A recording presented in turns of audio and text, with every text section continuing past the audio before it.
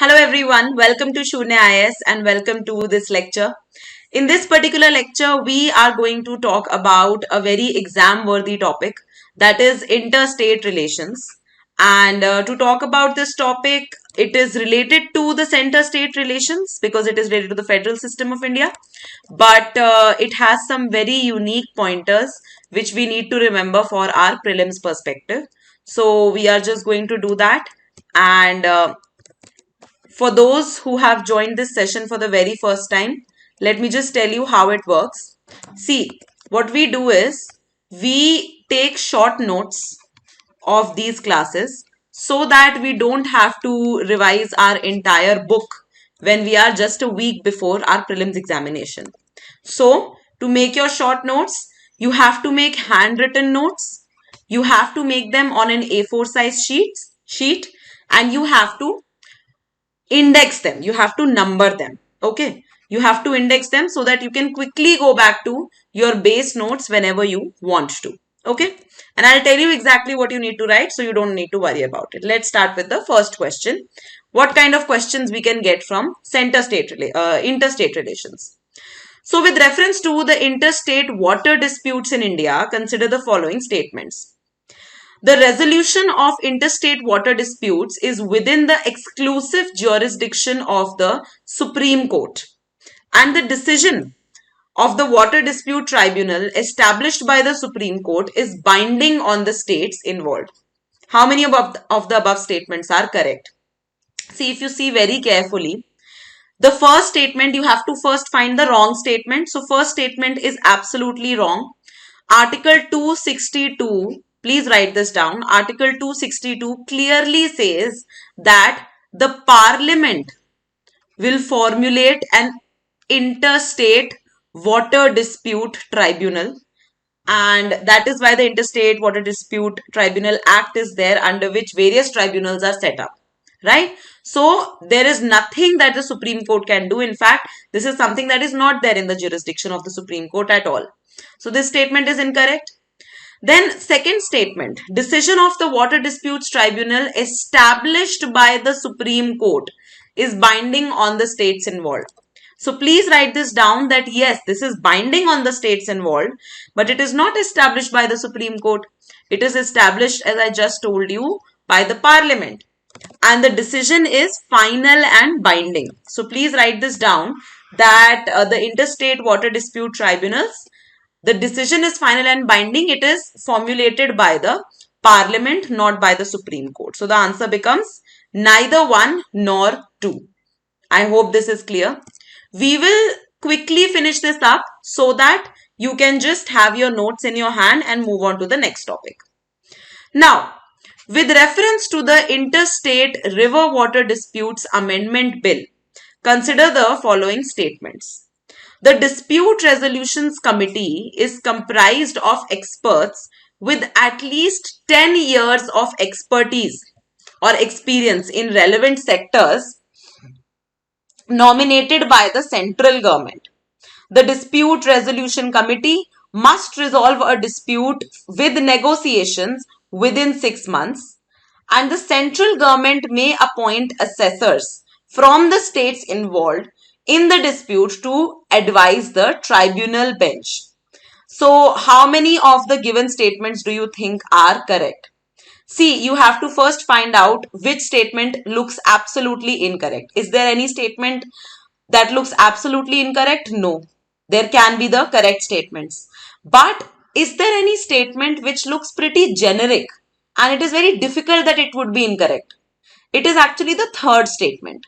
That yes, it is very much possible that central government can appoint the assessors from the states involved in the dispute, right? So this is correct. And you know, don't even need to write this down regarding the Interstate River Water Disputes Amendment Bill. Now the first statement, the whole statement is correct that we need experts in the disputes panel and everything. But the duration that is given, that is 10 years, this is incorrect. And this is a trick that UPSC uses very often, and we underestimate this trick a lot, right? We underestimate this trick a lot because the thing is, because the thing is that we always think that UPSC will not play with such small facts, but UPSC does play with these small facts, right? So whenever a number is given, there are high probabilities that it would be incorrect. So please write this down. The experts have to have 15 years of experience, not 10 years of experience. Okay, so this one becomes incorrect. Again, the second statement, the dispute resolution committee must resolve a dispute through negotiation within 6 months.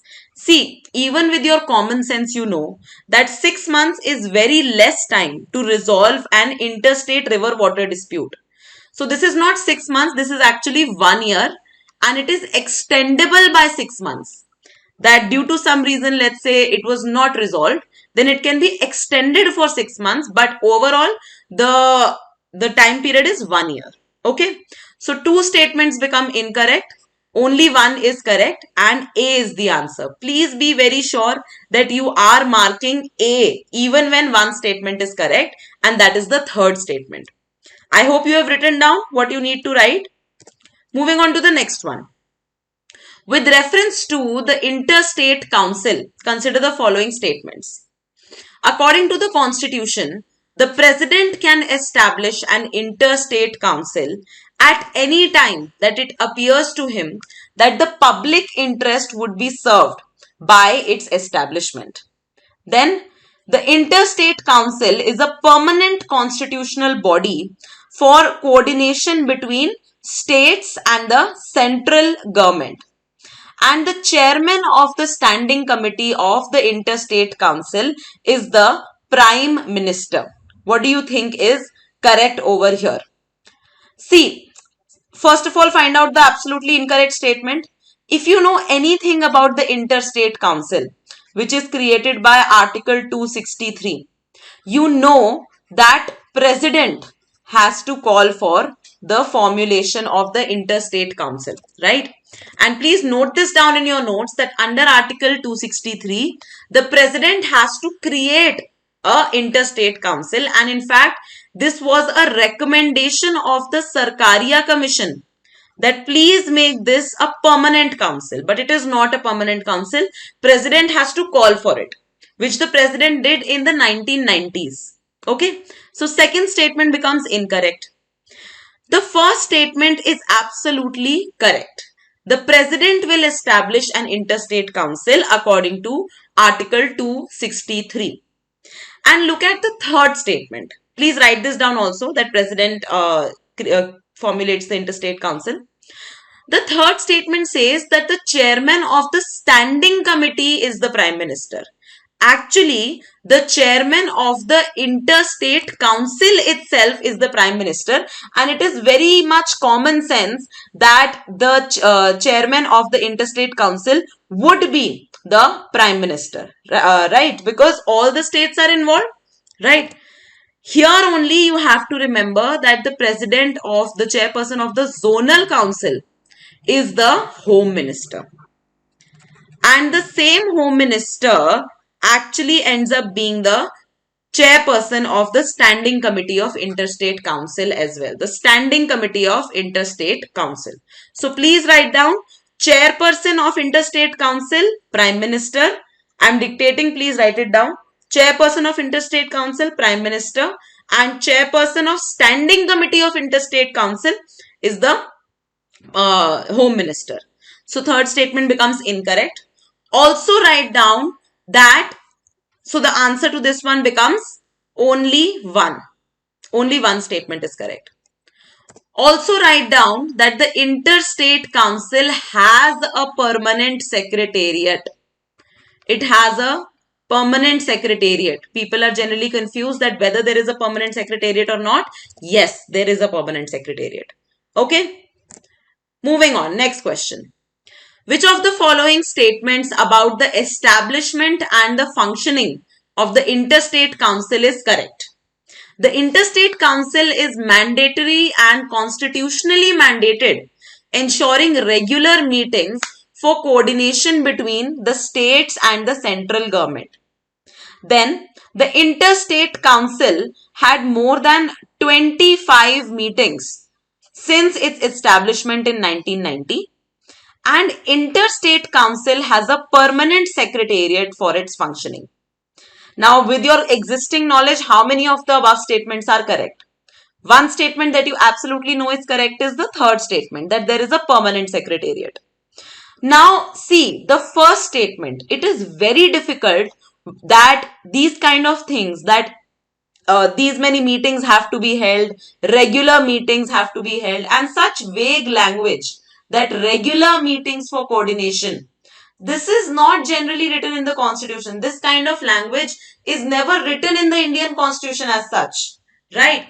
Even if Indian constitution would write something related to this, they would write the exact time period, that how often should they meet. So for example, for the parliament, they clearly say, the constitution clearly says that not more than 6 months shall elapse between two sessions of the parliament. So regular meetings is a very vague term to use, and that is why this is incorrect. This you can do with your common sense also. And even this is incorrect because we have hardly had 11 meetings of the Interstate Council, because of which the Interstate Council is considered a failure as such. Okay, because meetings ही नहीं होते हैं. So write this down. Since 1990, we have hardly had 11 meetings for the Interstate Council. So this statement becomes incorrect. The first one becomes incorrect. Only one statement is correct. I hope you have written it down. Let's move on. With reference to the Interstate Council, consider the following statements. The Intergovernmental Council should evolve guidelines to identify and select the issues to be brought up before it. All advisory decisions should be taken based on consensus. The meeting, the proceedings and deliberations of the council should be held in public, and approval by at least 2/3 of the members need to be laid down for determining whether a consensus has been reached. How many of the given statements are correct? So there are 4 statements. Only 1, only 2, only 3. This has to be only 3 and all 4. So how many of the above statements do you think are correct? Let's go statement by statement and first find out the generic statements that are there. So when we want to find out the generic statement, see the first statement, that the Intergovernmental Council should evolve guidelines to identify. This is a generic statement that yes, it can have this kind of precondition that it needs to have issues to be brought up before it, right? So this is correct actually, and please write this down. Then the second statement is very important. See, it is meant to confuse you actually. We all know that Interstate Council has only advisory powers. It does not have any binding powers, right? So even if the word advisory was not written over there, the statement would have been all decisions should be taken based on consensus, right? And this is actually a correct statement, right? Every decision, because it's an interstate council, right? So you need to be taking all the states in your stride, and that is why the second statement is correct. Come to the third statement, and I hope you have written the second one down, that consensus is required. Now, third one, that meetings should be held in public. No. The Act says, and write this down, that the meeting should be held in camera, but it should not be held in public.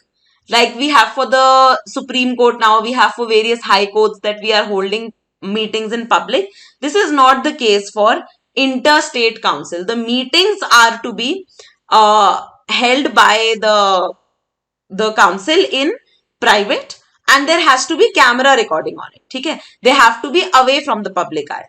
So this becomes incorrect. And approval of at least 2/3 of members need to be laid down for determining whether a consensus has been reached. Consensus by its term means that 100% people should be agreeing to a decision. Consensus का मतलब ही यही होता है. right? So when consensus is there is no point of 2/3 or whatever. No, it is consensus. Okay, so fourth statement is incorrect. So it was a difficult question, no doubt about it, but these kind of questions which are going in a lot of detail, they are now coming up. Okay, so here only two statements are correct. Please note this down. The first two statements, please write them down. Okay, and the third statement also, see that it has to be held in private and it should be camera recorded. Okay, next question. With reference to the zonal councils in India, consider the following statements. The idea of creating a zonal council was proposed by Dr. B.R. Ambedkar during drafting of the Indian Constitution. Zonal councils are constitutional bodies under 263A with specific legislative powers. And zonal councils also act as the forum for resolution of disputes between the states. This is a relatively easy question. And what do you think when it comes to zonal council? How many of the given statements would be correct? See, zonal councils are about maintaining the federal structure of India. And Dr. B.R. Ambedkar was not really concerned about maintaining federal structure, right? Whenever you learn about the term federal structure, you would be remembering either Jawaharlal Nehru or Sardar Vallabhbhai Patel. Okay.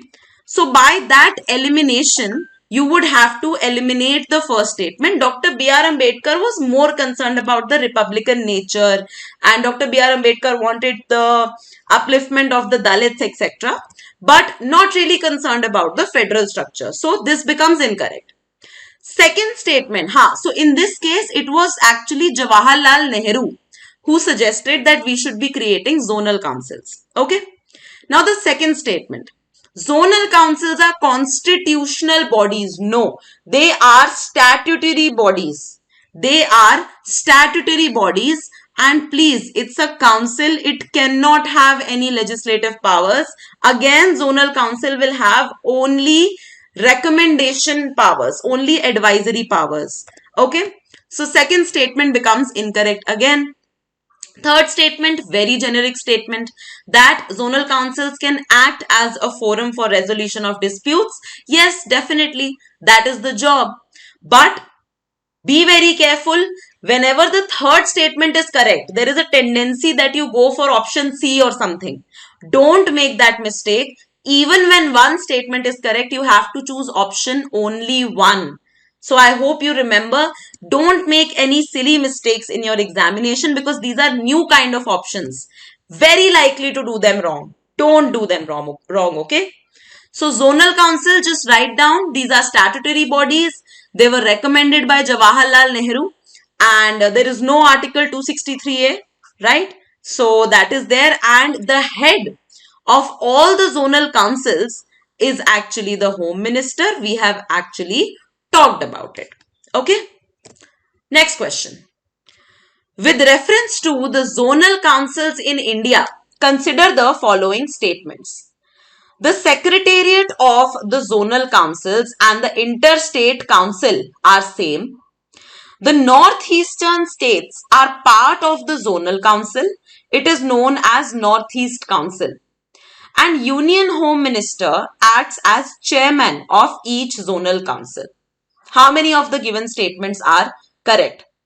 See, find the incorrect statement. If you have read about the zonal councils, you know that no zonal council deals with the Seven Sisters and Sikkim.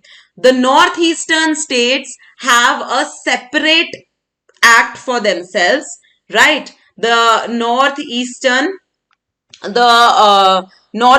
Council, the Northeastern States Council Act, and it is not covered under zonal councils. It has a separate council in itself and a separate act. So the second statement has to be incorrect. Please write this down, that Northeast states, including Sikkim, have a separate council. This is incorrect. The first statement is correct. We told you that Interstate Council has a permanent secretariat. The same secretariat works for the zonal council as well. Please write this down as a fact. And the third statement we already know is absolutely correct. Union Home Minister is the chairperson of each zonal council. So only two statements are correct over here. I hope there is nothing that you are not able to understand over here. Next statement. Regarding the composition of zonal councils in India, consider the following statements.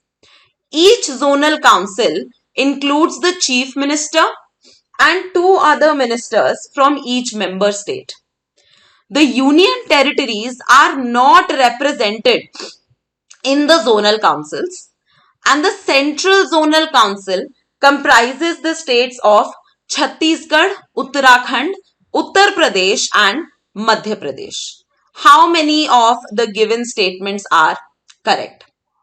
See, each zonal council includes the chief minister and two other ministers from each member state. This is a factual thing that you need to remember.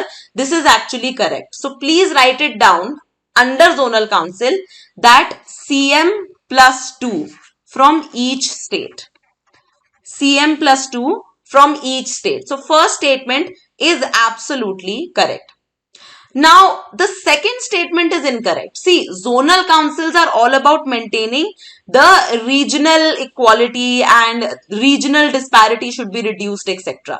So, why will the union territories not be included?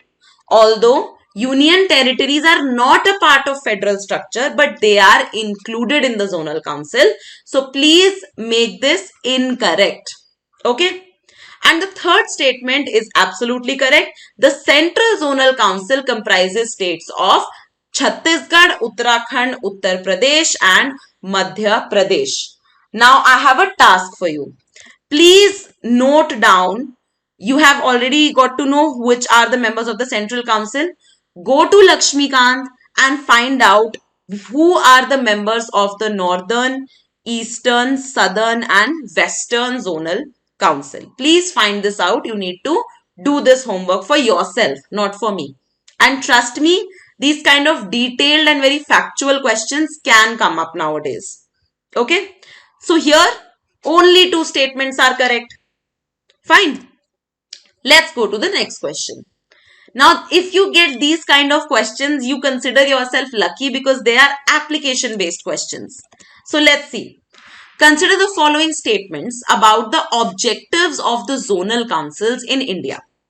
Promoting national integration, resolving border disputes between the states, fostering linguistic and regional diversity, and coordinating and cooperating on developmental projects. So first of all, the biggest tendency is that you will end up correcting each and every statement that is given over here, but still go statement by statement because this is taken from an official document. There are some goals of official documents or there are some goals of organizations that are written in their official documents, and this is taken from that. So this is very specific. So you of course know that zonal council would be aiming at national integration. So this is true. Resolving border disputes between states, even this is true, right? For example, the Belgavi dispute between Maharashtra and Karnataka, sorry, not Gujarat. It is still running and they are trying to resolve it through zonal council, through interstate council, right? So this is correct. See, fostering linguistic and regional diversity. Councils are about integration. Councils are about making a stronger union. It is not about fostering and encouraging diversity, right? So on the edge of it, it might sound correct, but it is not correct. It is not one of the objectives of zonal councils. So this is incorrect. Most of you would have gotten this wrong. Most of you would have done all four. So I'm telling you, in these kind of questions, keep your brain open. Okay, linguistic regional diversity is not a goal of zonal councils. It is not even a goal of interstate councils. Okay, so please remember this. And coordinating and cooperating on development projects, definitely this is a goal of zonal councils. So most of you would have gotten this question incorrect. Don't think that your preparation lacks something or anything, but you need to have a critical mindset to not take any question on the face value. You need to critically analyze each and every question. I hope this is clear. So with this, we are at the end of this lecture. I hope you derived some value out of this. And the notes that I have given you, the handwritten notes, just do one thing. Read the interstate relations chapter from Laxmikanth once. Whichever add-on information, prelims worthy information you require, just add it to your notes.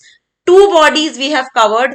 Three bodies actually: Interstate Council, Interstate River Water Disputes Tribunals, and the Zonal Councils.